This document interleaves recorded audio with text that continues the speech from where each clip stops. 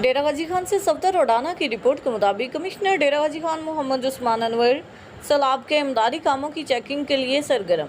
मोहम्मद उस्मान अनवर का पुलकंबर शादन लुंड साइट का दौरा, कच्ची कनाल में पानी के अखराज का मुआयना किया। डिप्टी कमिश्नर मोहम्मद अनवर बरियार, MP जावेद अख्तर लुंड, असिस्टेंट कमिश्नर तोनसा असद सांडिया भी हमरा थे।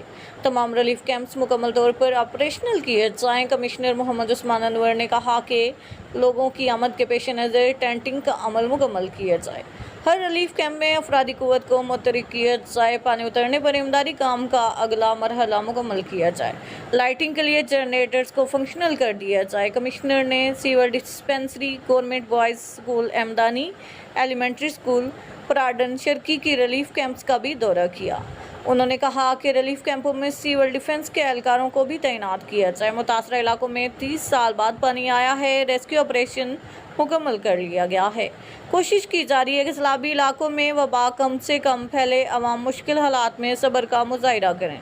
सूरत हाल कंट्रोल में है। कमिश्नर मोहम्मद उस्मान अनवर ने मज़ीद कहा कि पानी के उतरने का अमल जारी है।